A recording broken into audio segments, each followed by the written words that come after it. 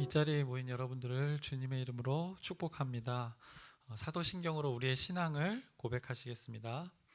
전능하사 천지를 만드신 하나님 아버지를 내가 믿사오며 그 외아들 우리 주 예수 그리스도를 믿사오니 이는 성령으로 잉태하사 동정녀 마리아에게 나시고 본디오 빌라도에게 고난을 받사 십자가에 못 박혀 죽으시고 장사한 지 사흘 만에 죽은 자 가운데서 다시 살아나시며 하늘에 오르사 전능하신 하나님 우편에 앉아 계시다가 저리로서 산자와 죽은 자를 심판하러 오시리라.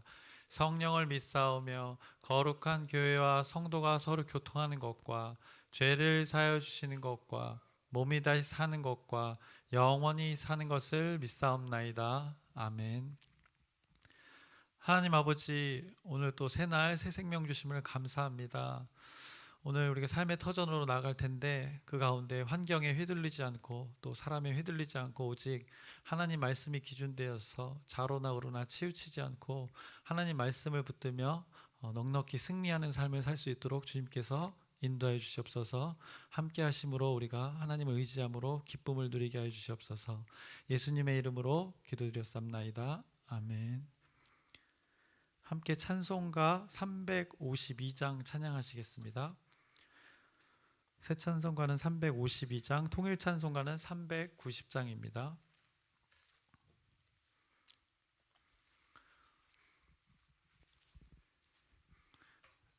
십자가 군병들아 주 위에 일어나 기들고 앞서 나가 담대히 싸우라. 주께서 승전하고 영광을 얻도록 그 군대 거느리사 이기게 하시네. 십자가 군병들아 주 위에 일어나 그 나팔 소리 듣고 곧 나가 싸우라. 수 없는 원수 앞에 주 따라갈 때에 주 예수 힘을 주사 강하게 하시네. 십자가 군병들아 주 위에 일어나 내 힘이 부족하니 주 권능 믿으라. 복음의 갑주 입고 늘 기도하면서 너 맡은 자리에서 충성을 다하라. 십자가 군병들아 주 위에 일어나 이날에 접전하고 곧 개가 부르라. 승전한 군사들은 영생을 얻으며 영광의 주와 함께 왕 노릇하리라. 아멘.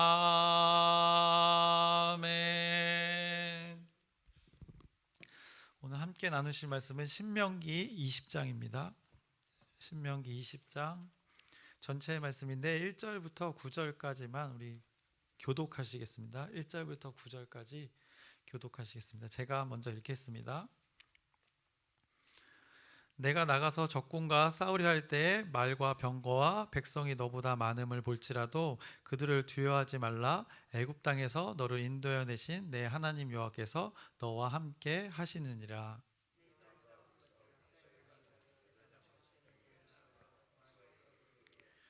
말하여 이르기를 이스라엘아 들으라. 너희가 오늘 너희의 대적과 싸우려고 나와왔으니 마음에 겁내지 말며 두려워하지 말며 떨지 말며 그들로 말미암아 놀라지 말라.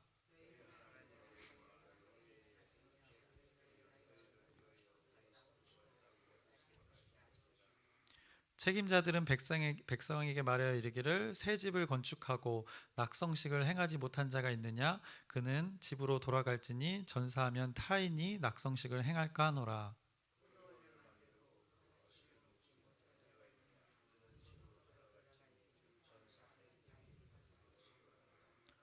여자와 약혼하고 그와 결혼하지 못한 자가 있느냐? 그는 집으로 돌아갈지니 전사하면 타인이 그를 데려갈까 하노라 하고.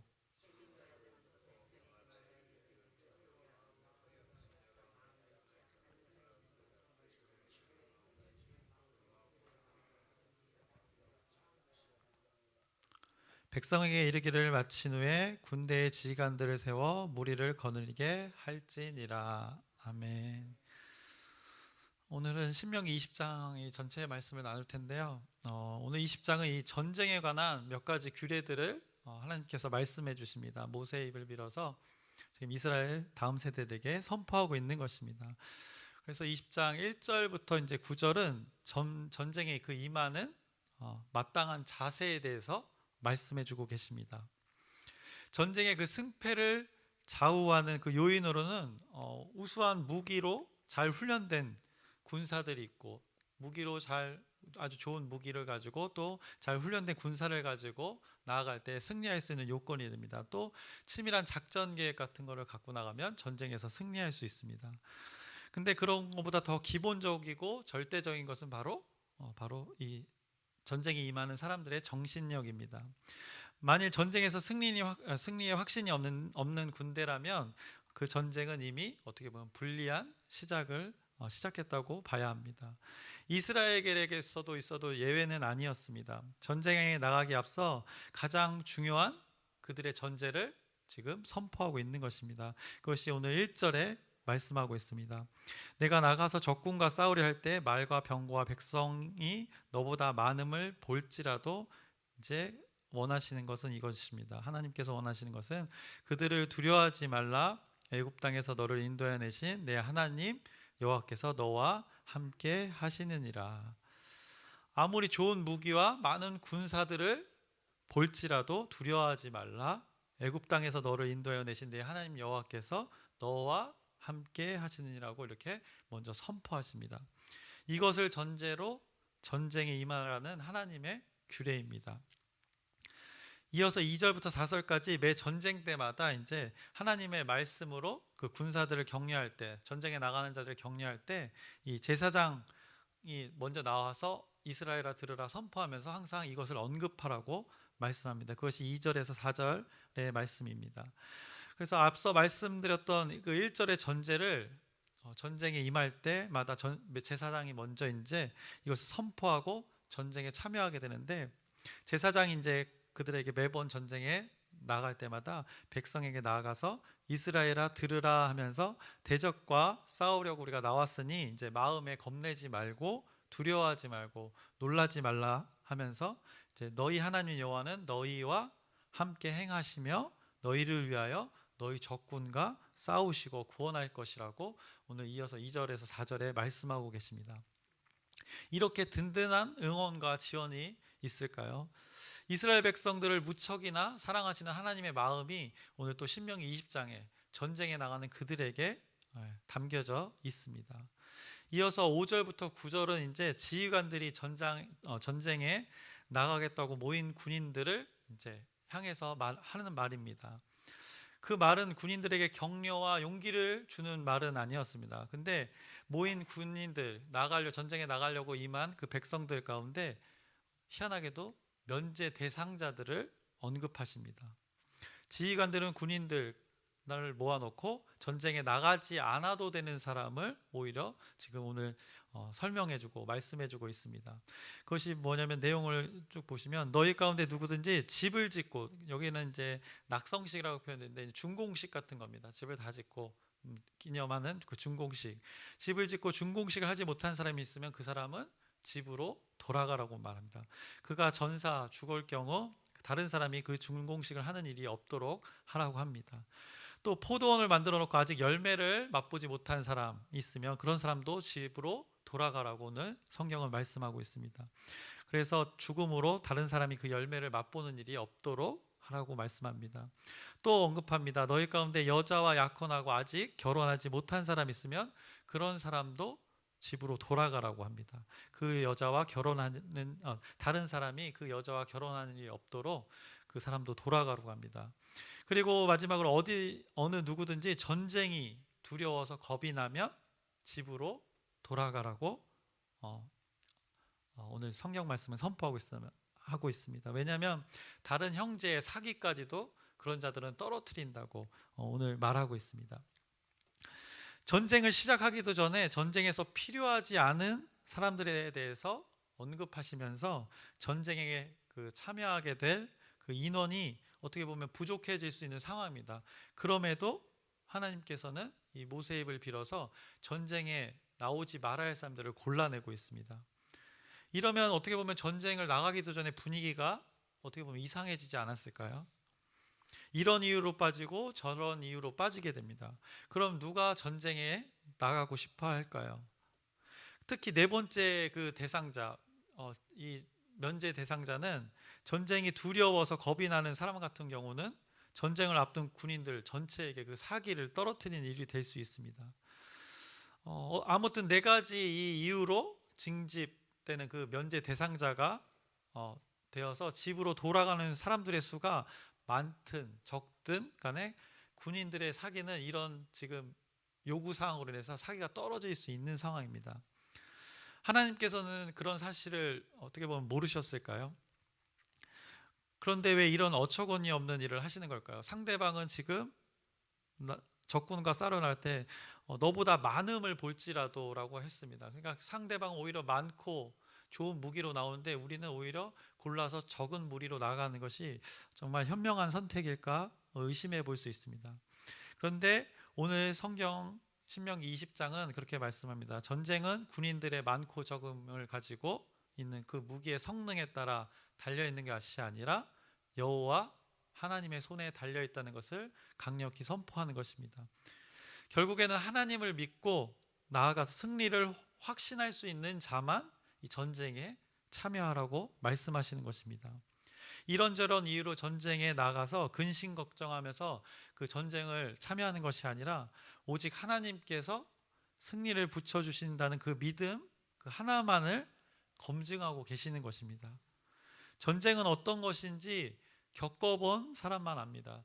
글쎄 여기 계신 분들 중에 월남전을 참전하시거나 아니면 6.25를 참전하신 경우 빼고는 대부분 다 전쟁을 우리가 실제를 경험하지 못했을 텐데 그 전쟁은 엄청나게 무섭습니다. 지금 뭐 저도 군대를 갔다 왔지만 총만 쏴도 총소리가 너무 커서 이 귀마개를 할 정도인데 그 수많은 사람들이 이때 당시는 물론 다르겠지만 지금 전쟁을 한다고 하면 그 총소리와 그 소음이 엄청났을 것입니다.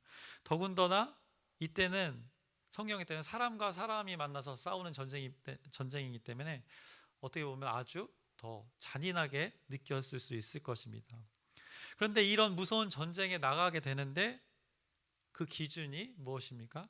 하나님을 신뢰하는 믿음이 기준이 되고 있습니다. 전쟁은 목숨을 잃을 수도 있습니다. 어찌 보면 사람은 생명을 가장 소중히 여긴다고 할 수 있는데 이 목숨을 내놓는 전쟁에 참여한다는 것은 이 목숨과 지금 믿음을 동일하게 여기는 것과 같습니다. 목숨을 전제로 한 믿음을 그들에게 요구하고 있는 것입니다.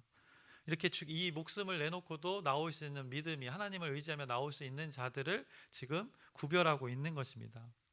그래서 목숨을 전제로 살아갔던 그 믿음의 선배들을 생각해 볼 수 있습니다. 그 한강이 건너편 강북 쪽으로 가면 그 합정 있는 마포에 그 선교사님들의 무덤이 있습니다. 네, 그들은 자신의 목숨과 믿음을 동일하게 여기고 그들의 목숨을 걸고 하나님의 일들을 감당해냈던 분들입니다. 그들에게는 사랑하는 자녀도 있었고 또 부모도 있었고 또 형제도 있었고 친구도 있었습니다. 그런데 그런 것들을 다 뒤로하고 자기의 생명도 뒤로하고 가장 가치 있는 것이 무엇인지를 생명과 바꾸면서 증명해냈습니다. 또 생각나는 무리들이 있습니다. 바로 예수님의 제자들이 생각납니다. 그들이 부활의 증인이 되어서 죽음을 두려워하지 않고 그 증인이 되어서 믿음으로 죽음을 맞이했던 그들이 생각나게 됩니다. 예수 그리스도를 경험하고 주인으로 모신 그들의 삶은 자신들이 겪는 그 핍박과 고난을 견디며 그들이 전해야 할 선포를 다 하고 그들의 생명과 복음 선포와 그것을 맞바꿨습니다. 그런 것들을 생각하면 그리스도인으로서 또 저도 목사로서 이걸 준비하면서 참 부끄러워집니다. 또 매주 여러분들이 이거 좀 다른 얘기인데 고생해서 준비한 그 맛있는 점심을 저도 먹고 여러분들 같이 함께 나눕니다. 어제 점심도 이제 비빔밥을 아주 맛있게 먹었습니다. 여러분들이 이제 그렇게 공동체를 위해서 맛있고 영양가 높은 육의 양식을 먹여주셔서 이렇게 살아가고 있는데 저도 하나님이 이제 우리 모두에게 주신 그 하나님의 말씀을 그 말씀의 재료들을 가지고 여러분들이 이제 잘 드실 수 있게 나름 심사숙고해서 잘 버무리고 요리해서 지금 전달하고 있는데 어떻게 잘 드실만 합니까? 말씀이라도 감사합니다. 그래서 생명은 겨우 연명하고 계신 것 같은데 하나님 말씀 때문에 이렇게 살아가는 줄 압니다. 저는 마음 같아서는 이제 막 이렇게 장어구이나 염소탕 이런 거 특식으로 이렇게 잘 전달하고 싶은데 어쨌든 하나님께서 그것은 하실 일이고 또 저런 나름대로의 노력을 하는데 아무튼 제가 이 말씀을 또 준비하면서 그리스도인으로서 또 목사로서 이제 참 부끄러운 것은 어떻게 보면 예수님의 그 제자나 아까 언급했던 또 믿음의 선배 선교사님들처럼 이게 생명과 바꾸면서까지의 삶의 자세로 살아가고 있는가를 한번 생각해 봤습니다. 이 질문을 했을 때는 한없이 부끄러워지는 것이 솔직한 심정입니다. 오늘 이스라엘 백성들이 전쟁에 참여할 때 하나님께서는 이런 각오와 마음, 특히 하나님을 신뢰하는 믿음이 이 목숨과 바꿀만 하지 않으면 전쟁에 참여하지 말라고 말씀하시는 것 같습니다. 어떻게 보면 요즘 시대에 목숨을 걸고 믿는다고 하는 것은 어쩌면 좀 무지하다고 말할 수도 있고 어떤 이는 또 무식하다고 말하고 또 세련되지 못하다고 말하고 세상 물정을 모른다고 말하고 또 어떻게 보면 급진적이고 또 어떻게 보면 근본주의적인 성향이 있다고 손가락질 당할 수도 있는 환경이 되었습니다. 그래서 한국 교회 그 구성원들을 보면 이제는 어느 정도 먹고 살만한 분들이 또 신앙생활을 하는 분들도 많습니다. 어찌 보면 시간적이고 물질적인 여유가 있어야 또 이게 신앙이라는 것을 찾는 시대가 되었다는 것입니다. 그래서 물질과 시간이 조금 부족하다 싶으면 기어코 물질과 그 시간을 위해서 올인하는 시대가 되었다는 것입니다. 시간이 있어야 신앙생활도 한다는 시대가 된 우리의 시대입니다. 그럼에도 이렇지도 않고 저렇지도 않고 오직 믿음으로 오늘 이 자리에 있는 여러분들을 주님의 이름으로 축복합니다. 믿음과 목숨은 별개의 것이 된 어떻게 보면 현재의 세상이라는 것입니다. 물론 지구 어떻게 다른 편에서는 다른 상황이 존재하기도 합니다. 우리나라에서 목숨 걸고 믿는다 하는 자들이 얼마나 될까 한번 제 스스로에게도 질문해 봤습니다. 근데 오늘 신명기 20장은 목숨과 믿음이 동일한 것으로 여겨지는 말씀이 선포되고 있는 것입니다.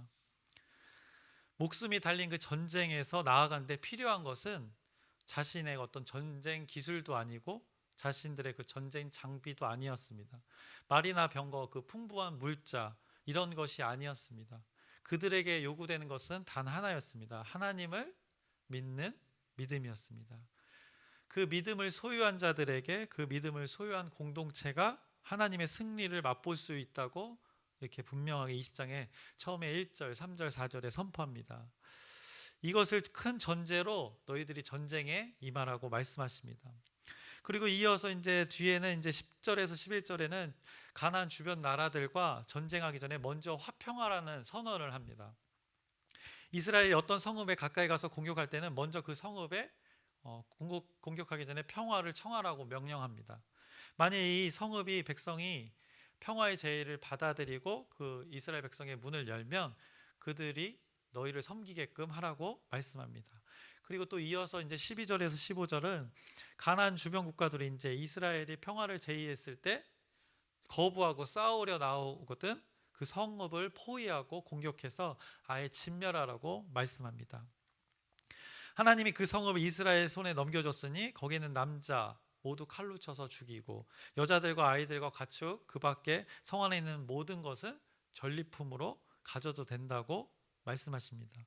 이스라엘이 그들의 대적에서 빼앗은 것은 주 하나님의 이스라엘 것이니 그것들을 마음대로 먹고 쓸 수 있다고 선포하십니다. 그리고 이제 이어서 마지막 부분입니다. 16절에서 18절 이제 이유는 가나안 땅에 있는 이방 민족들에게는 평화의 그 제의를 하지 말고 호흡이 있는 모든 것들을 하나도 살리지 말라고 말씀하십니다. 아예 진멸하라고 말씀합니다. 이유는 오직 하나입니다. 가나안 땅에 사는 이방 민족들이 그 신들에게 행하는 그 모든 가증한 일을 이스라엘에게 가르쳐서 그들이 본받을까, 이스라엘이 하나님 여호와께 범죄할까 봐 하나님께서 그렇게 강력하게 구분하고 계시는 것입니다. 그래서 어찌 보면 이들 이스라엘 백성들의 전쟁의 그 승리는 정해져 있던 것이었습니다. 그 이유는 첫째로 하나님이 함께 하심과 더불어 승리가 보장되었고, 둘째는 바로 그 땅의 어떻게 보면 악함입니다. 그들의 죄가 만연했던 것 때문입니다. 그곳이 가나안 땅이 죄악으로 물들어 있었기 때문에 이스라엘 백성들이 그것들 때문에 계속해서 이 성경의 말씀을 보면 하나님 관계에서 자꾸 걸림돌이 되었고 그곳에 악한 우상들을 그들이 미혹받아서 자꾸 징계를 받았는데 이제 그것의 이유로 그곳이 심판받아야 됨을 오늘 선포하고 계시는 것입니다. 그래서 이제 정복 전쟁을 통해서 그런 것들을 아예 진멸하겠다, 제거하겠다는 하나님의 그 승리의 또 전제가 되는 것이었습니다. 이것을 신명기 9장 4절에서 5절에 말씀해주고 있는데요. 내 하나님 여호와께서 그들을 내 앞에서 쫓아내신 후에 내가 심중에 이르기를 내 공의로움으로 말미암아 여호와께서 나를 이 땅으로 인도하여 들여서 그것을 차지하게 하셨다 하지 말라. 이 민족들이 악함으로 말미암아 여호와께서 그들을 내 앞에서 쫓아내심이니라. 5절이요. 내가 가서 그 땅을 차지함은 내 공의로 말미암도 아니며 내 마음이 정직함으로 말미암도 아니요 이 민족들이 악함으로 말미암아 내 하나님 여호와께서 그들을 내 앞에서 쫓아내심이라. 여호와께서 이같이 하심은 내 조상 아브라함과 이삭과 야곱에게 하신 맹세를 이루려 하심이니라. 거기가 그 민족들이 악함으로 그곳을 정복한다고 말씀하고 있습니다. 그래서 오늘 20장이 어떻게 보면 거룩한 전쟁입니다. 그것은 목적이 분명하게 있습니다. 오늘 본문의 전쟁에 참여할 자들을 이렇게 부릅니다. 그 가운데 하나님을 정말 신뢰할 수 있는 자들을 골라내십니다. 그리고 전쟁에 참여하라고 나온 이들 마음 가운데 그 생각 가운데는 하나님을 믿는 자로서 단순히 하나님이 하시기 때문이라는 그 이유를 넘어서는 또 다른 것도 생각했을 것입니다.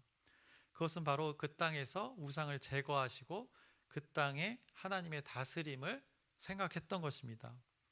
그 땅의 그 구별됨을 통해서 하나님께 영광을 돌리며 그들이 그곳에서 평안을 누릴 것을 확신하는 자들이 이 전쟁에 참여한 것입니다. 저도 만약에 지금 여기에 나오는 이스라엘 백성이었다면 동일하게 이제 전쟁에 나오라고 했을 때 저도 하나님을 이제 믿는 자로서 그것을 증명해내기 위해서 전쟁에 나가고는 싶지만 이 목숨이 달려 있어서 조금 망설여질 것 같습니다.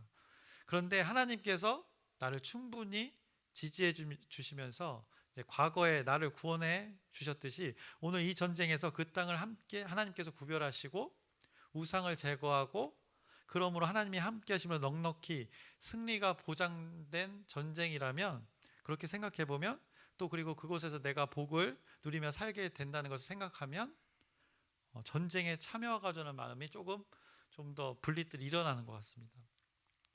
죽음을 각오한 믿음 가운데 승리로 평안을 누릴 수 있는 결과가 전제되었기 때문에 그 죽음이 전제되었을 때 이 생명을 누릴 수 있는 하나님의 역사를 또 다시 한번 말씀해 주고 있는 것입니다. 이것이 바로 오늘 이스라엘 백성들에게 요구되었던 마음이었습니다. 하나님을 믿는 자들은 나와라. 이렇게 단순히 어떻게 보면 믿음의 결과만 말하는 것이 아니라 그들과 함께 하셨던 과거를 기억하게 하면서 그들의 경험을 전제로 이 동기부여를 주시고 앞으로 전쟁에서 벌어질 일의 결과를 너희들이 누리고 하나님께 영광을 돌릴 것이다 하는 마음을 품게 하시고 죽음을 두려워하지 말고 생명의 길로 나오라고 지금 말씀하고 계시는 것입니다. 이 역사를 깨달은 자들이 하나님을 믿음으로 그 전쟁에 참여했었을 것입니다. 그래서 말씀을 정리하랍니다. 오늘 우리의 삶도 마찬가지입니다. 혈과 육의 싸움이 아닙니다. 환경은 수시로 바뀝니다. 또 우리가 상대하는 사람의 마음도 수시로 바뀝니다. 사람을 보고 환경을 보면 어떡합니까? 속이 터집니다. 근데 이스라엘 백성들이 하나님이 구원하시겠다는 그 믿음으로 전쟁에 참여했던 것처럼 오늘 우리의 삶 가운데 하나님이 여러분과 함께 하심과 우리를 구원하신 그 믿음을 전제로 여러분들이 살아간다면 아마 하나님이 주신 그 복을 충분히 누리실 수 있을 것입니다. 에베소서 6장 12절 13절의 말씀을 읽고 마치려고 합니다. 우리의 씨름은 혈과 육을 상대하는 것이 아니요 통치자들과 권세들과 이 어둠의 세상 주관자들과 하늘에 있는 악의 영들을 상대함이라. 그러므로 하나님의 전신갑주를 취하라. 이는 악한 날에 너희가 능히 대적하고 모든 일을 행한 후에 서기 위함이라. 여러분은 이런 영적 전쟁에 임하게 되는 것입니다. 하나님의 전신갑주를 입고 나아가시기 바랍니다. 하나님의 전신갑주로 여러분을 대적하고 미혹하는 것들을 넉넉히 이기고 승리하는 오늘의 삶 되시기를 주님의 이름으로 축원합니다. 그리고 한 가지 더 이 에베소서 말씀을 더불어 오늘 1절의 말씀을 붙드시길 바랍니다. 두려워하지 말라. 내 하나님 여호와께서 너와 함께 하시니라. 이 말씀을 기억하시길 바랍니다. 기도하시겠습니다.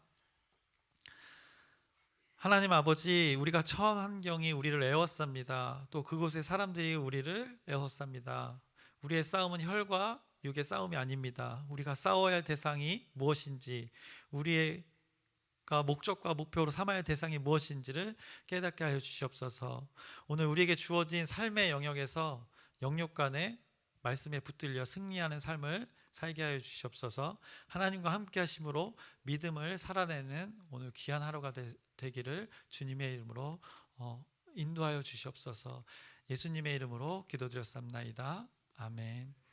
하늘에 계신 우리 아버지여, 이름이 거룩히 여김을 받으시오며 나라의 마옵시며 뜻이 하늘에서 이루어진 것 같이 땅에서도 이루어지이다.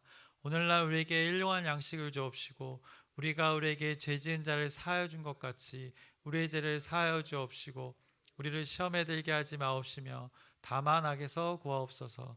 나라와 권세와 영광이 아버지께 영원히 있사옵나이다. 아멘. 기도 제목 잠깐 나누겠습니다. 다음 주 주일은 6월 사역국장 회의가 있습니다. 그래서 한 달간의 사역을 돌아보고 또 앞으로의 이제 사역을 준비합니다. 기도로 먼저 준비하셔서 하나님의 뜻을 이루는 우리 광명중앙 공동체가 될 수 있도록 기도 부탁드립니다.